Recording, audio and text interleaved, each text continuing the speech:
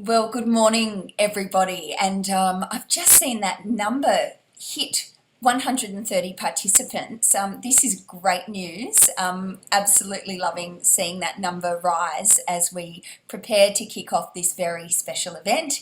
There it is, 130. That's going to 132. This is going to be my magic number and green light to get us going. Well, officially, good morning, everybody, and the warmest of welcomes to this special Wise Employment International Women's Day event. And happy International Women's Day to one and all. It's wonderful to be together, even if virtually, and thank you so much for making time to be here. My name's Sam Lane. I thank you so much for having me. I'm on Gadigal and Bidjigal land in Sydney today. I acknowledge this and I pay respect to elders past, present and emerging. I also acknowledge and welcome all Aboriginal and Torres Strait Islander people with us today and ask that we all think about the land that we live and breathe on in Australia on this International Women's Day and every single day.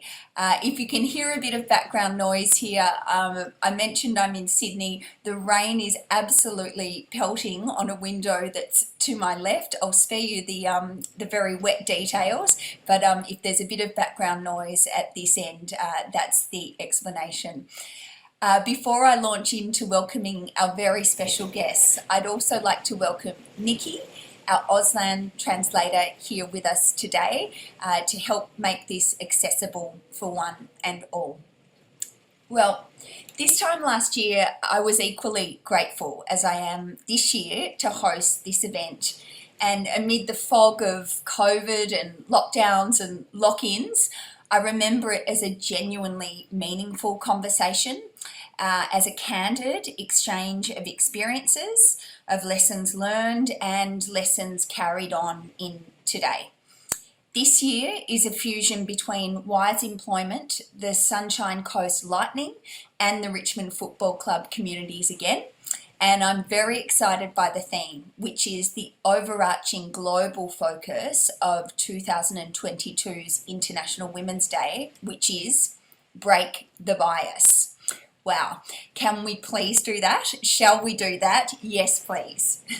Today we have a virtual yet intimate experience by sharing our personal experiences in our paths to our current places in life, and the life and times of our three guests today are very interesting.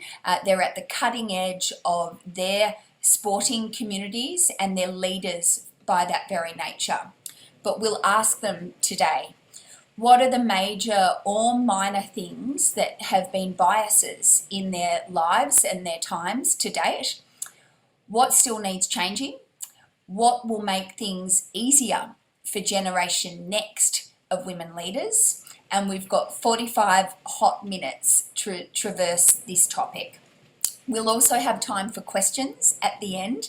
And I really encourage you all, please, to get involved. Our guests today are here to be candid, to be generous, to share experiences. I've got a list of questions for them, of course, but a virtual event is made so much more intimate and engaging, as it was last year, this very event, by your input, by seeing what is top of your mind and what you're most concerned about with the company that we've assembled here today. Well, I've sort of forecast that being candid is the best way to have this conversation, and I'm going to do that before I get to our first guest in just my little world and experience, because if I was saying what that is, it's an intersection of media and sports media, and it's fair to say that even in 2022, and I sit here as a 42-year-old woman, the gender bias in my professional world remains patently clear.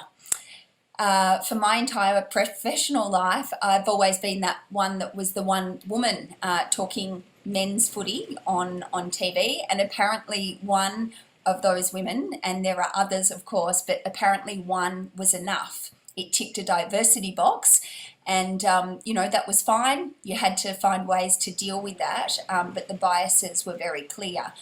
the bias tended towards being 6 foot 1,000 tall, being an ex-male footballer. And yeah, you literally took up more space, you were louder, you had more experience if you ticked those boxes. What was the gender bias breaker or the bias breaker? Well, it occurred 5 years ago with the introduction of the AFL Women's League. 2 weekends ago, if I can bring that into a really distinct, sharp contrast to what I described before, covering a Richmond match against Geelong, I was working with an all-woman commentary team on Channel 7. Jo Watton on the ball-by-ball and Melissa Hickey on special comments, me on the boundary. Last Sunday, just a couple of days ago in Adelaide, Mark Soderstrom was lead caller, Abby Holmes was on special comments, Sean Burgoyne was there too, and I was boundary reporter. That was 50-50. But is the bias broken in this little microcosm? No, far from it.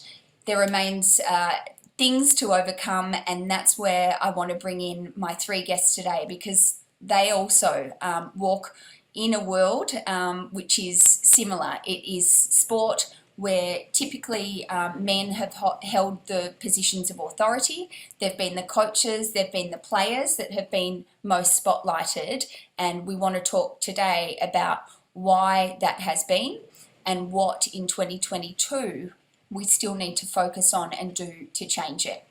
So without further hesitation, I welcome our first guest, Kylie Byrne, who is head coach of the Sunshine Coast Lightning.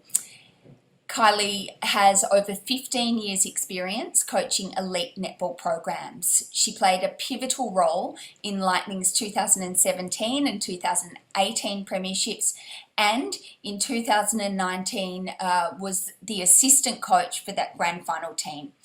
Byrne was promoted to head coach of Sunshine Coast Lightning at the conclusion of that 2019 season. In her first season, she led Lightning to finish second to qualify for their 4th consecutive finals series. In 2019, she was also appointed head coach of the under-21 Australian team, a position that she holds currently. Kylie, I welcome you here today and thank you for joining us, and begin by asking you, where do we find you and what's on your agenda this International Women's Day? Yeah, for sure. Thanks, Sam, and thank you everyone for welcoming me here today, and also having me a part of this wonderful event. I do believe every day we should be celebrating and empowering each other as females and women, and it's especially wonderful today to see so many people recognised, and our strong females that are around the country. I am here in Cubby land on the Sunshine Coast. We've just finished a training session with my team, with the Sunshine Coast Lightning. We play in the Suncorp Super Netball, and we were 19 days off starting our first match. So we're right in the thick of things. Everything's very intense and pressured at the moment, but we took the time this morning to actually celebrate each other, which I'll share with you as well. Can't wait to hear it, Kylie. Thank you. I'm going to introduce our guests one by one, and then we can jump into the conversation, which it will be. Just before I introduce our next guest, I'll just encourage our audience, there is a chat function that is being monitored. We have a whole lot of people looking at that, and we will get to those questions at the end, but don't leave it till the end to put them in, because you'll miss the chance. We finish at 12:30 sharp.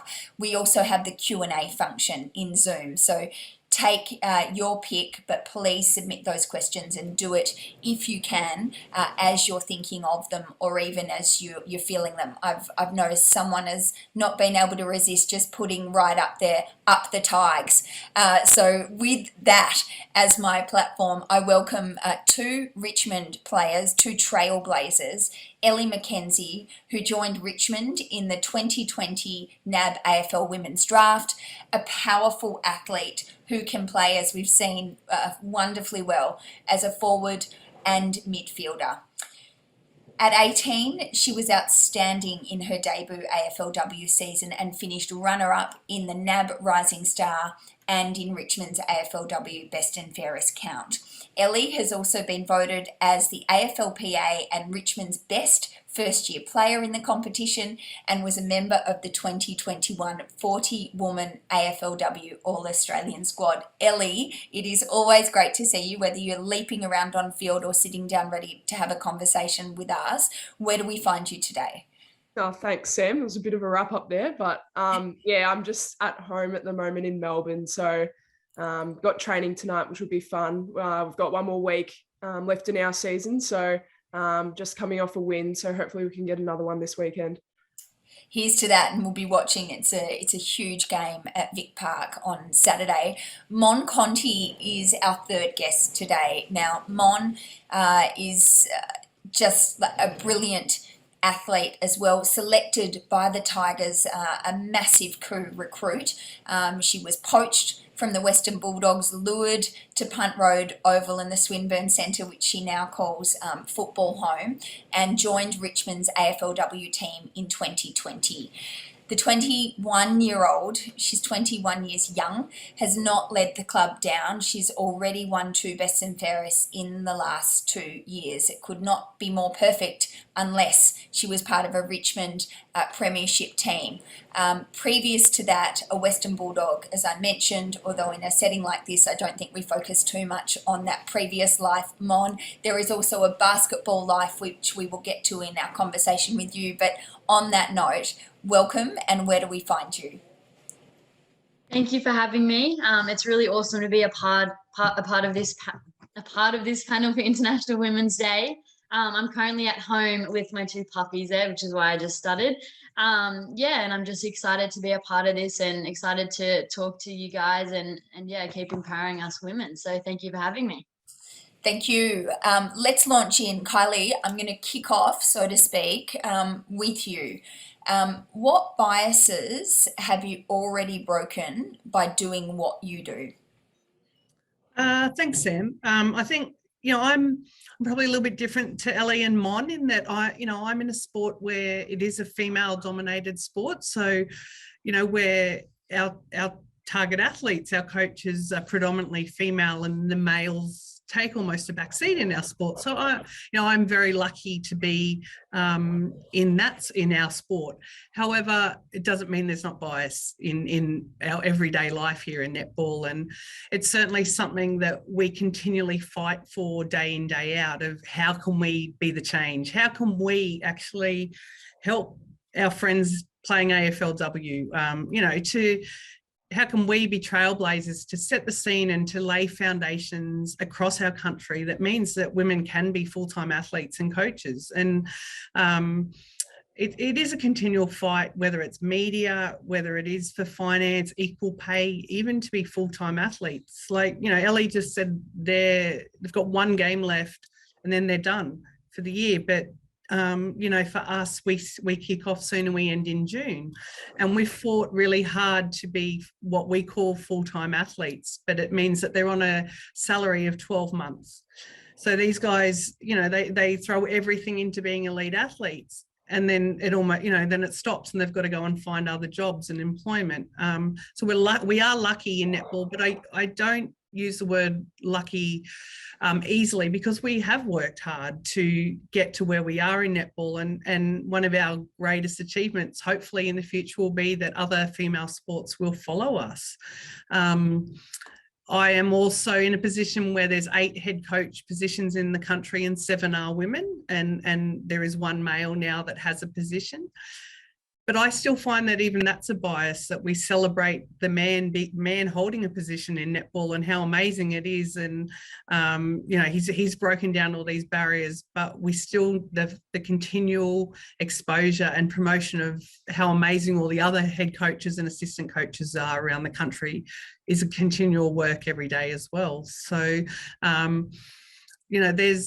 the bias still exists at all levels, particularly in the office. A lot of our general managers in our sport, our CEOs, are all men, because we still feel that we can learn from them. And But I feel like as a sport, we are changing that, and we're seeing more and more females in higher roles on boards as CEOs, holding those management positions, because we don't need to look to males to learn from anymore. Like, we have talent and we have knowledge, and it's about time we started supporting those women in those management positions as well.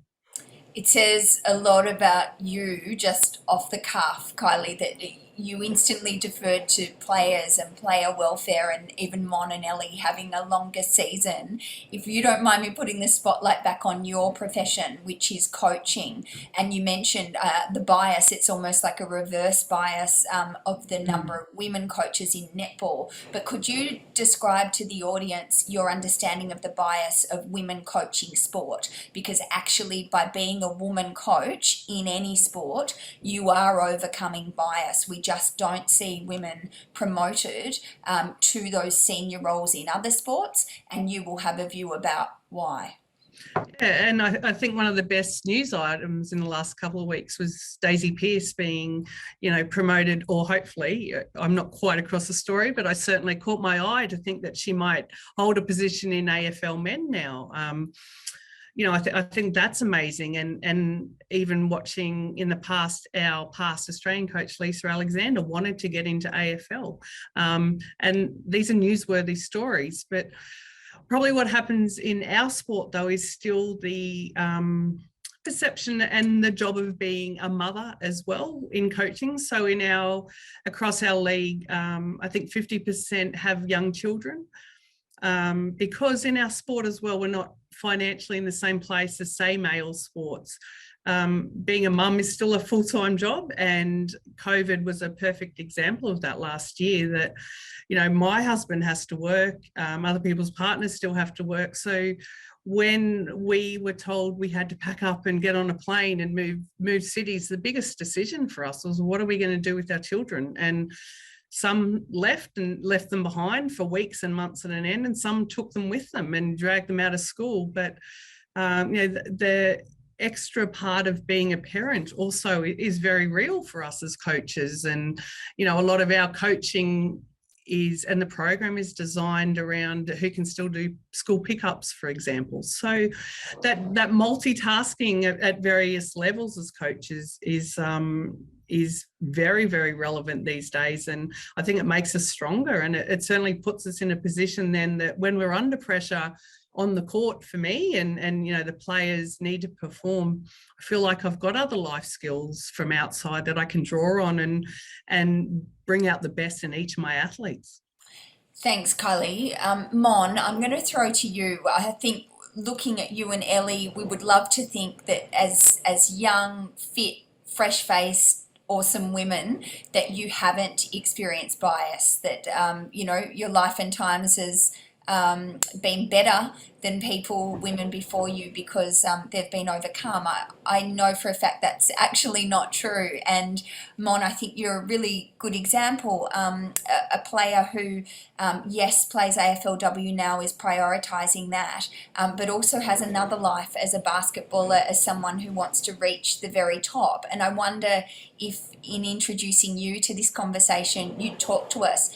If you were Mark Conti and not Mon Conti with your sporting gifts, how would your sporting life be different because of the biases that exist?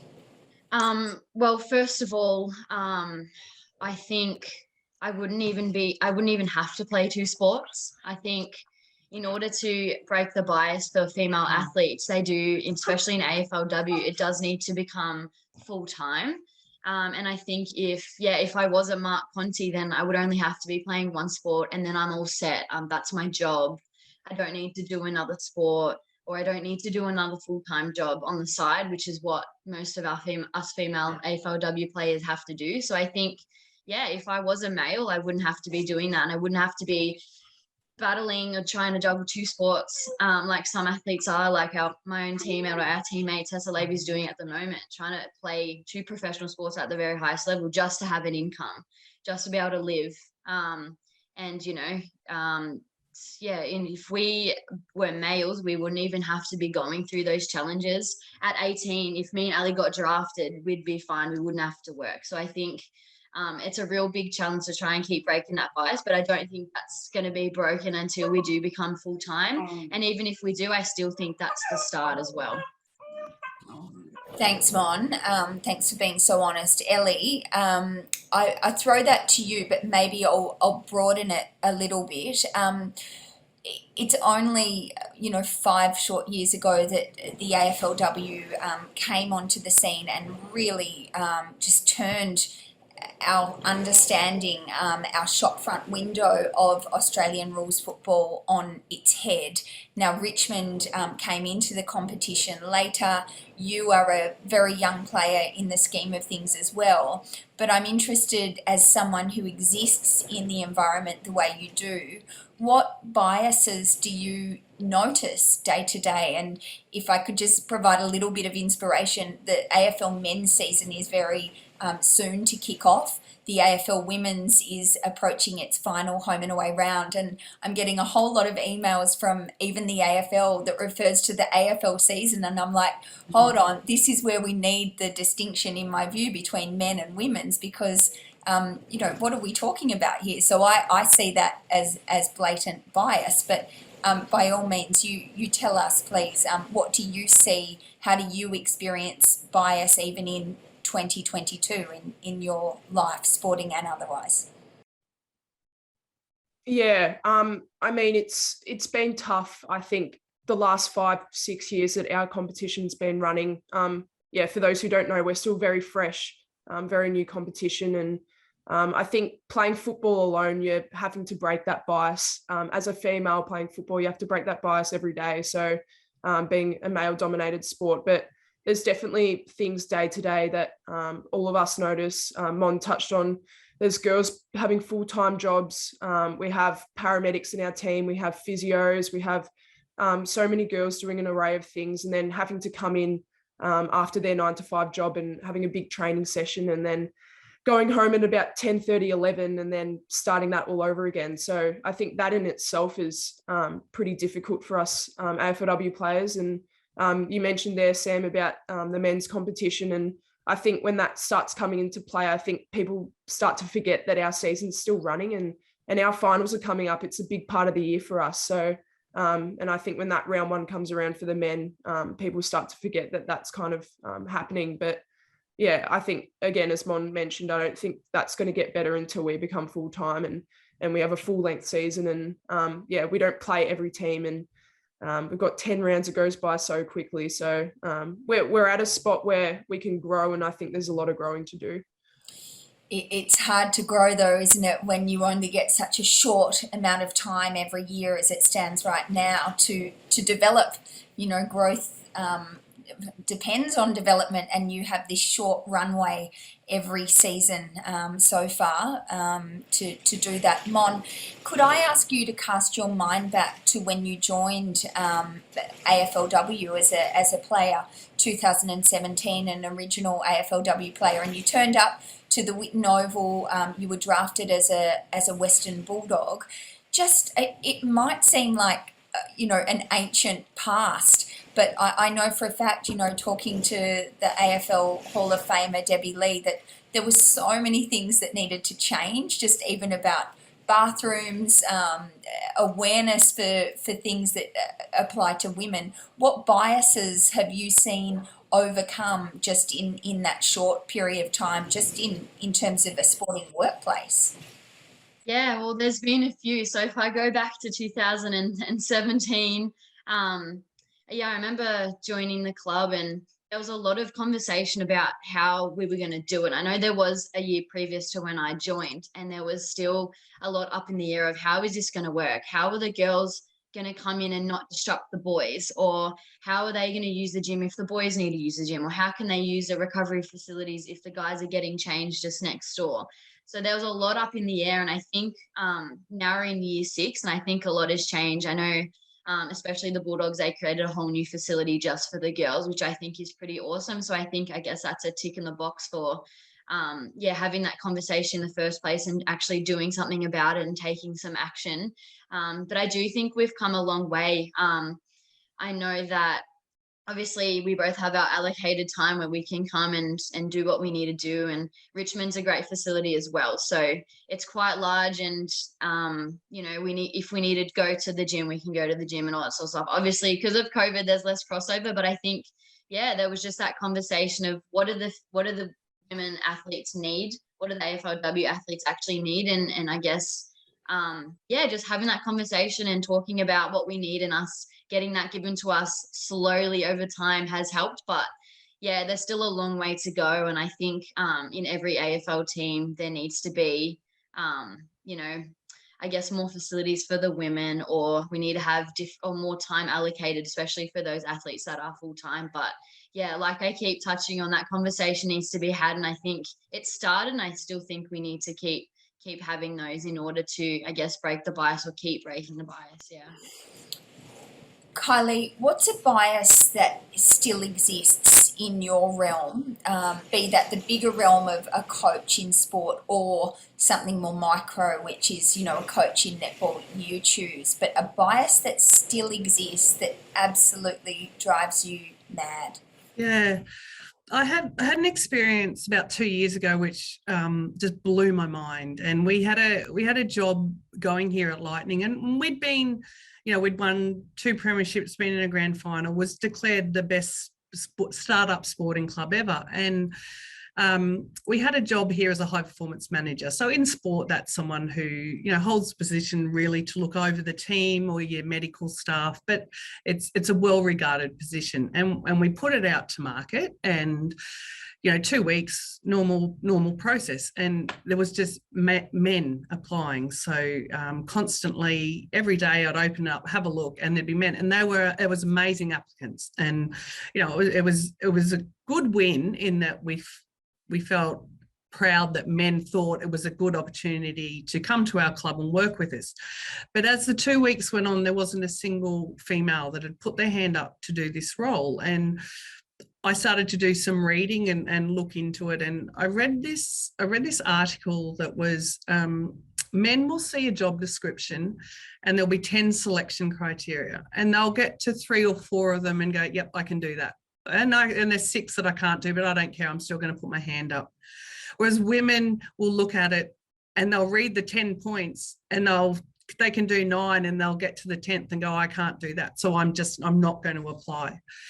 And at the end of the 2 weeks, with 1 hour to go, I got 3 applicants for this role. And so that article really rung true to me, that women still believe and have this expectation of themselves that they have to be perfect, that we have to be the best. And I can't do that, because what happens if they ask me about that selection criteria that I can't do? Whereas men will really back themselves and just think, yeah, I can't do it, but I'm going to put my name out there. So I think as females, we have to continually keep putting our name out there, and we have to have the confidence and the self-belief that we can do these jobs around the country, and we can, whatever profession it is, whether it's, marketing, media, coaching, there's opportunities out there, and we have to back ourselves to do it. You mentioned Lisa Alexander, and of course the peerless netball coach that she was, and she put her hand up and had some really provocative conversations in mainstream men's football media, where she was saying, guys, I could do it. I remember hearing her sort of go really head to head with Lee Matthews on 3AW radio, and I felt actually that Lee was kind of almost laughing her down. He didn't quite like her style, I felt, listening, and I'm wondering, like, what did you make of that? What do you make of how Lisa's sort of approached it? Because she seems to be in a fabulous way, I think, just uncaring about what people think. She's sort of forcing that conversation and challenging that sense of bias that I think is still quite innate in many people, certainly in men's dominated sport. Yeah, that's a great example. Lisa told us probably 10 years ago that's what she wanted to do. So for those in the sanctum, we knew that was what she actually thought her next goal was and her journey in coaching. But I think as time went on and she knew that she wasn't going to get a look in, it actually became more about putting her hand up and her voice being heard, and this and just calling out what the situation was. So whether or not she was right for the position or whatever, in the end it was just let's keep putting females out there.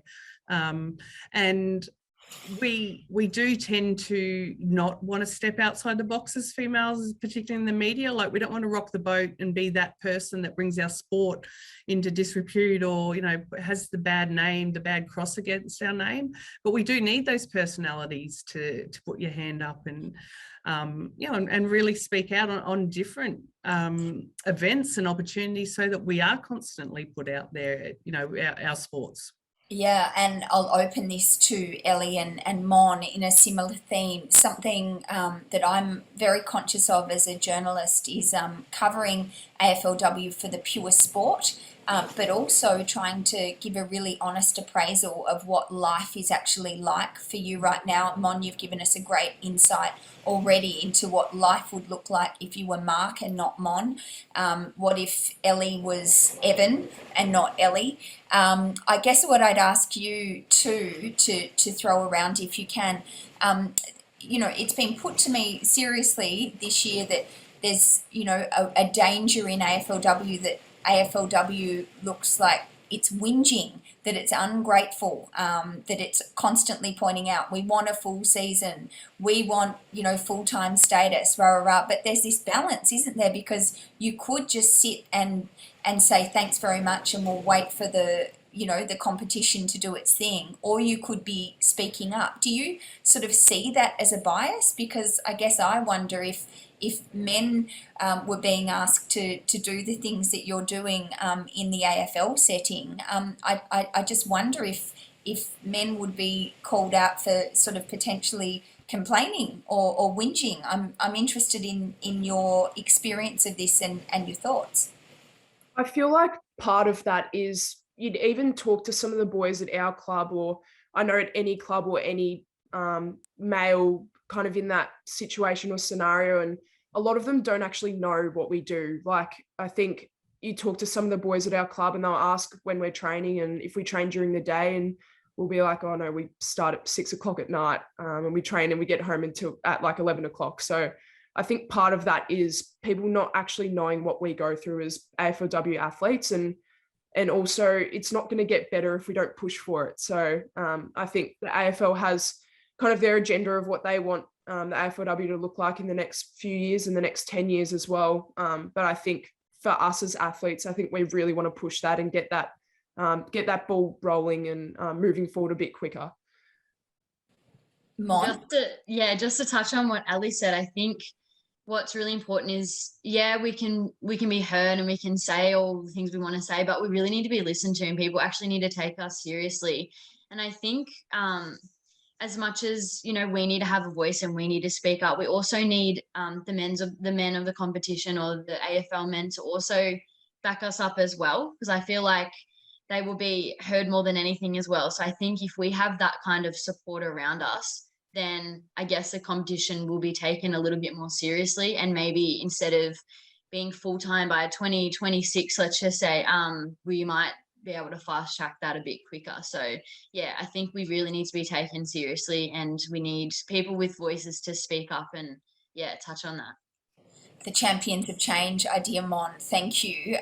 Before I get to the floor, and we've got questions, if you want to pop a couple in, do it, because it's almost your last chance.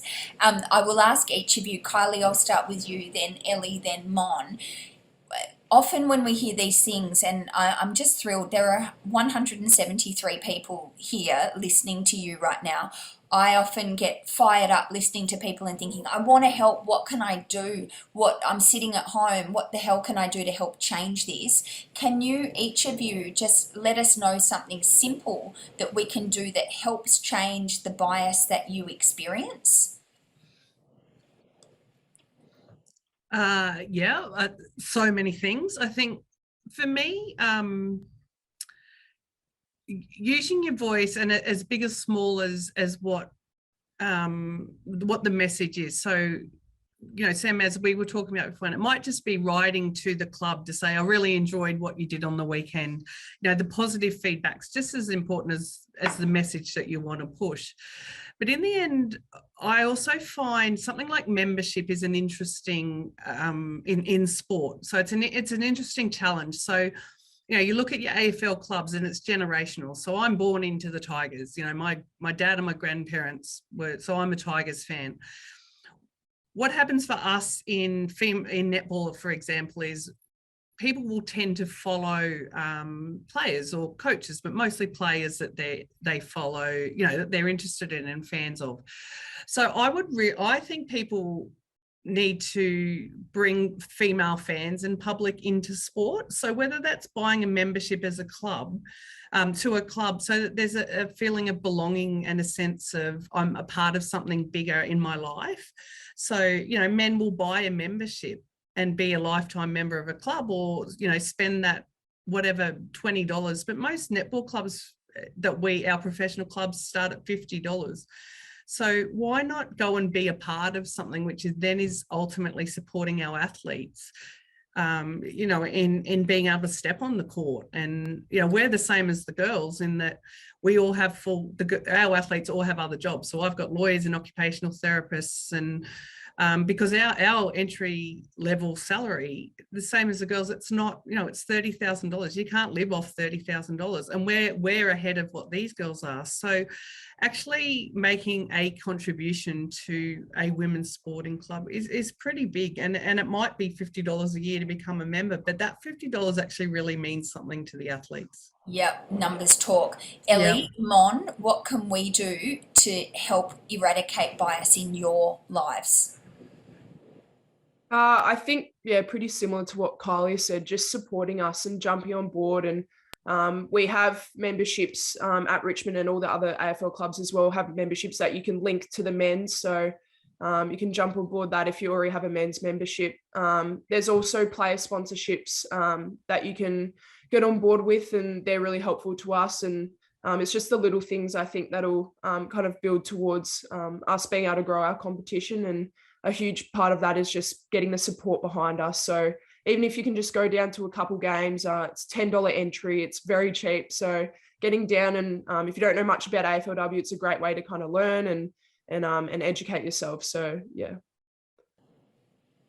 I agree with Kylie and Ellie. I think to start, it's probably just watching, supporting, and also helping promote as well. It's not hard to do that.